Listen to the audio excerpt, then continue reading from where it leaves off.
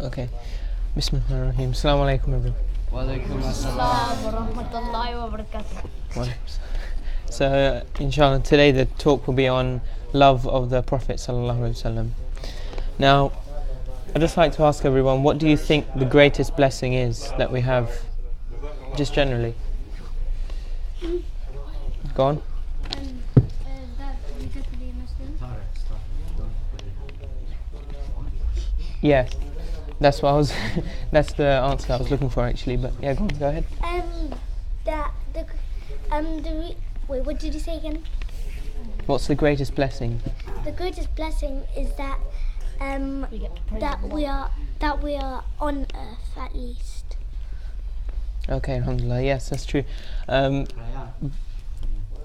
the answer I was looking for was that the greatest blessing that Allah has given us is the fact that we're Muslim, and that enables us really to follow a certain way of life that inshallah will lead us to Jannah one day. And it says in Surah Ma'idah, ayah 3, "Today I have perfected your religion for you, completed my blessing upon you, and have chosen for you Islam as your religion." And in the commentary for that ayah, Ibn Kathir says that that Allah specifically points this out as a blessing, that He's given us Islam, He's given us the Prophet sallallahu alaihi wasallam to follow, which is particularly special, and that's the greatest blessing that Allah has mentioned to us in the Quran. Now, going back to the topic, the love of the Prophet. What do you think? What would you do for someone, say today, that you like, or your friend? What would you do for them? Help. Yeah, go ahead. Buy a gift. Yeah, you could buy a gift. What else? Any nice gestures that you would do to a friend? Yeah, go ahead. Yep, help them with any problems they're having or homework or something. Yeah, go on, Moaz. You could if they were having some problems in school, if they were getting bullied, you could stand up for them. Yeah. So, yeah, go on. If they find their homework hard, you could help them with whatever they're doing on their homework, and when they grow up, they would hopefully be an educated academic learner. Okay, inshallah, yes. That's a good answer. So that's something that we would do for people that we can, see at the moment, yeah. But the Prophet ﷺ, he's not just a normal friend to us. He's someone who he's given us that greatest blessing. Through him, Allah subhanahu wa ta'ala gave us the message of Islam. He gave us, something that's different, completely different to everything else. It's said that I think most of the people of Jannah will be from the people that follow Muhammad sallallahu alaihi wasallam rather than other prophets. So, we all know of the great prophets Musa alayhi salam, Ibrahim alayhi salam, but most of the people of Jannah will be from those who follow Muhammad sallallahu alaihi wasallam. And Muhammad sallallahu alaihi wasallam has a special status with Allah. And we can see that on the Day of Judgment, where I think all the people will be going to each prophet and asking him, when will the Day of Judgment start? Can you tell Allah subhanahu wa ta'ala, to start the Day of Judgment for us? But no prophet will be able to do that except the Prophet Muhammad sallallahu alaihi wasallam. And the Prophet sallallahu alaihi wasallam plays a major role in the Day of Judgment, and he's selected specially out of all the prophets. In fact, when he went on Isra wal Miraj, when he went up to the heavens with Angel Jibreel, he was the one who led all the prophets in prayer. So that signifies how special the Prophet ﷺ is compared to all the other prophets who are also very special people. But he's specially chosen by Allah as the last prophet and a special person. So he is a prophet that we also follow, and he affects everything. His message that he's brought to mankind, it affects everything that we do in every aspect of our life. And it's actually been mentioned by many scholars of the past that it's actually part of believing in Islam that you have to follow the Prophet, you have to love the Prophet in order to be a good Muslim. And I think Shaykh Ibn Taymiyyah, he says that the reason why it is obligatory to love the Prophet peace and blessings be upon him, is that we cannot attain any greater good in this world or in the hereafter except through his hands and through the message that he's given us, and by believing in him and following him. And that is because no one can be saved from the punishment of Allah, and the mercy of Allah cannot reach a person except by means of the Prophet, loving him and being loyal to him, and following every word that he has said, whether it's Quran or Hadith. And this is by the means which Allah will save people from the punishment of this world and the hereafter. It's through the Prophet ﷺ. And the greatest blessing is the blessing of faith, which can only be gained through the Prophet. And there's there's nothing more beneficial to people, whether themselves or people as the whole of mankind.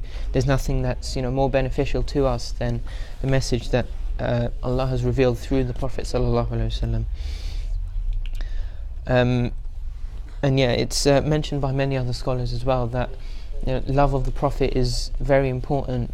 It's a very important point, and something that we need to focus on as Muslims, and it's something that shouldn't be left out. And it's also narrated a very famous hadith by Abdullah ibn Hisham. We were with the Prophet ﷺ, and he was holding the hand of Umar ibn al-Khattab, and Umar said to him, "O Allah's Messenger ﷺ, you are dearer to me than everything except my own self." And Allah's Messenger ﷺ said, "No, by him in whose hand my soul is, you will not have complete faith until I am dearer to you than your own self." Then Umar radiallahu anhu said, "However, now by Allah, you are dearer to me than my own self." And he ﷺ said, "Now, O Umar, you are now a believer." So in that example with his conversation with Umar radiallahu anhu, he is basically saying you're not a true believer until you love the Prophet more than any other person, more than your family, your friends, and even more than yourself, as with Umar radiallahu anhu. And there's also an ayah in Surah Al-Ahzab, ayah 6, and it says the Prophet is closer to the believers than their own selves. So the Prophet and his message, it overrides any feelings that you have, any wills or wants that you have. So as we see day to day, eating food, maybe you want to have a nice sweet or something, but you have to check the ingredients, you have to check whether it's halal or not, and that overrides whether whether you can have that or not. So the Prophet is closer to us in terms of his message and him as a person. Now, we all said before that we do these things for a friend, and friends are people that we know quite well, and they're people that are close to us. However, the Prophet ﷺ, he's not someone that we can see, he's not someone that we can talk to directly.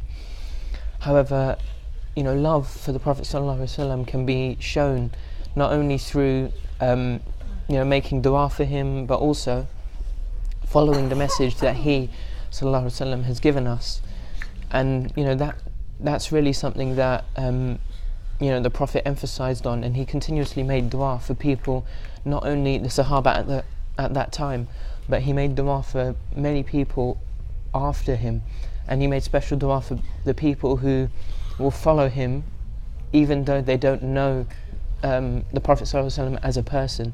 So that is really relating to us. We don't specifically know him through direct contact with him, through speaking to him, but we know from his seerah, from the story of the Prophet ﷺ, and through narration we know about him, and we can love him through those stories and getting to know him through his life story.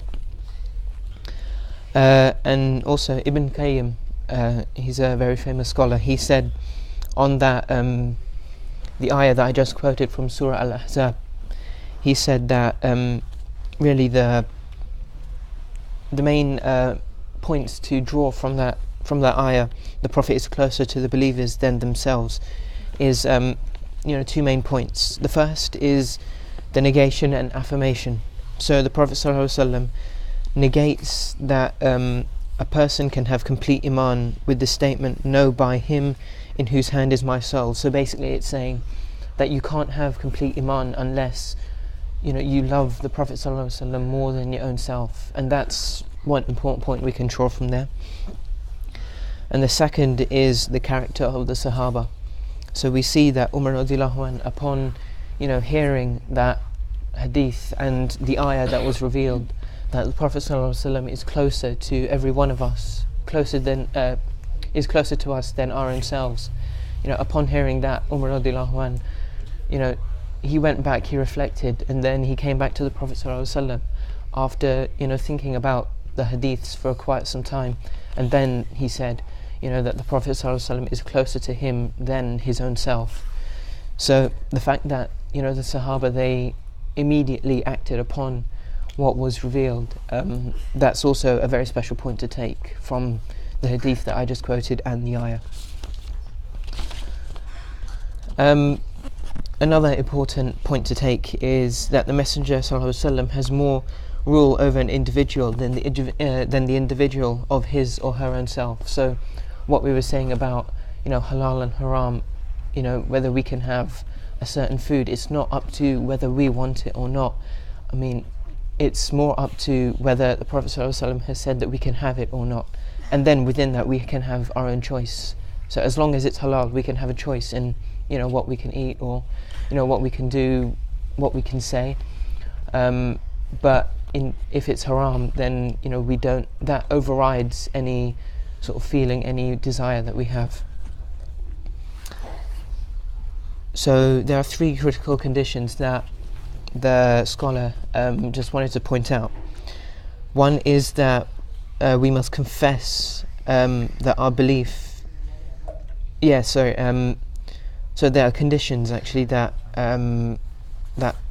the scholar Ibn Qayyim, he wanted to say about the hadith, and these have to be fulfilled in order for your deeds to be accepted. So you must believe in Allah, you must believe in Islam, you have to have the niyyah, purity of intention, and you must do what is in accordance with the Book of Allah and authentic Sunnah. So in order for any action to be, to contribute towards going to Jannah, we have to have this connection with the Prophet ﷺ. We have to understand what he has said, and it's very special that we don't just take the Quran as our source of evidence for Islam. We take hadith as well, which is something that the Prophet ﷺ said to the companions at the time, and that forms a key part of Islam, and it should form a very key part of our lives. So the fact that the Prophet ﷺ not only has the Quran come through him, but he's given us special advice through his own words, that is another way that we can build a connection through to him, is that we can use the information that he's given us and use it for our benefit, as was said in the previous hadiths that I've quoted. So the Prophet ﷺ also has rights on every follower of Islam, and I've just split these into 5 simple rights that he has upon us. The first is that we believe in what the Prophet ﷺ has said. So like I said, that's hadith, that's Quran as well, and that's also any action that he's done, and those are later reported by the Sahaba, whether that's through hadith or through the consensus of the Sahaba, what they acted upon after he died. Second point is that we obey the Prophet ﷺ in what has been commanded and forsake what he has forbidden and discouraged. The third is that we worship Allah in accordance with the Sharia and his message, not by and not take any innovation, not introduce new things and things which are contrary to the message of the Prophet ﷺ. The fourth is that we judge ourselves by what the Prophet ﷺ has talked about and what Allah has revealed through him. So the Prophet ﷺ has given us values in terms of how we treat our parents, in terms of how we treat friends and relatives, how we have to fast in Ramadan, how we deal with things in everyday life. The Prophet ﷺ has talked about these things, and it is through those criteria that he has given us that we form a bond with him by following what he has said and taking it with importance, that it's not just a word of any person, it's the word of the Prophet ﷺ, and it's a very special person and someone who we should thank regularly. And it's very important to make dua for the Prophet ﷺ in order so inshallah one day on the Day of Judgment he will be making dua for us, and he will be helping us through the Day of Judgment, inshallah. And the last point I'd like to make is that we love Allah's Messenger more than our parents and than anyone else. That whether it's friends or any person, we love him more than that, as said by the Hadith and the Quran, as said before. And I just want to finish the talk on one last point, which is the Hadith narrated by I think when the Prophet ﷺ visited a man called he was visiting some of his companions at a burial ground called Al-Baqi, which is a burial ground in Medina next to the Prophet ﷺ's house. And while he was there, he told the companions, so these were very important people, Umar radiallahu anhu, Abu Bakr, he told these people that I wish I could see my brothers. And then the companions replied, aren't we your brothers? And the Prophet ﷺ said, no, you are my companions. My brothers are those who didn't see me yet follow me and believed in me. I'll wait for them at Al-Hawda, which is a place where the Prophet ﷺ is going to give all the survivors of the Day of Judgment a handful of water from his hands. And basically that handful of water will make sure that no one is thirsty from that point and onwards. So after the Day of Judgment, this is what's going to happen. And that will happen directly before we enter paradise. And through this hadith, the Prophet ﷺ has said, that these people, so inshallah that's us, who have followed the Prophet ﷺ after he has died, even though we don't know him specifically yet, we love him and we follow what he has said. And he said that those people are my brothers. They're even more special than the companions, like Umar radiallahu anhu and the great people that we know from that time. So I'd just like to finish there. Are there any questions or? Yeah, go ahead. Is it true? Some people say that the Prophet Muhammad died by people. They put dagger in his head. I don't think so. No, that's you might be confusing that with some other companions later on, like Umar radiallahu anhu. He wasn't stabbed in his head, but I think he was stabbed in his chest, or in the back, with a poisoned dart, poisoned dagger, in prayer. But no, the Prophet ﷺ, I think he didn't die by anyone stabbing him. In fact, I think the way that the prophets the way that they pass away is that the angel of death actually comes and knocks on their house, or knocks and waits for them in the room that they're in, and then they tell them that Allah subhanahu wa ta'ala has said that you will die now. And actually I think the Prophet ﷺ was given an option whether to stay with the people that he was with at the time, so the companions, or to return to Allah subhanahu wa ta'ala, and he chose at that time to return to Allah subhanahu wa ta'ala. Any other questions? Go ahead. Did he have 9 wives? And the first one was Khadija. I know the first one was Khadija, but I'm not sure how many wives in total he had. I'm not sure how many in total it was. Can't remember the exact number, but yeah, it was around that. I think it was around that much. Yeah. Any other questions? Yeah, go ahead. You know how the Prophet had 9 wives, and you know to treat them all the same? It wasn't Aisha's favourite, and then is that bad or good?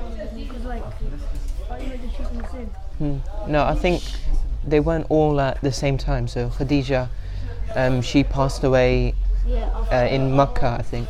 So she passed. The wife passed away. He married another one. Yeah, and yeah, it's true that for us we're meant to treat every wife equally. So, and if you're not capable of doing that, then you're not actually allowed to marry another one. But yeah, in terms of the Prophet ﷺ, he would have treated each one equally, and yeah, he would have had the capacity to do that. But I don't think he didn't have 9 all at once. It was at different times. Yeah. Yeah, last question. When the Prophet Muhammad ﷺ died, Yes. did his wives, did they cry or were they happy? Well, they wouldn't have been happy. I don't know. Does anyone know the specific story about what happened? Yeah, go ahead. You know when he died, didn't some Muslims When were Prophet like, Muhammad you know when he died, didn't some Muslims were like, oh no, now since he died, we're not going to be Muslim anymore because they thought he was immortal or something. Like some of them. There were some people who left Islam after that, but they were dealt with by Abu Bakr radiallahu anh in specific ways, which there's no need to go into at the moment because that wasn't really from the circle. Okay, But yeah. your go. talk was about loving the Prophet ﷺ. I mean, what are some of the ways that we can practically do that? As people, as young children or whatever. What can we practically do to love the Prophet ﷺ? Yeah, so I think that focused, it was the last sort of 5 points that I mentioned, but yeah, they can be added on.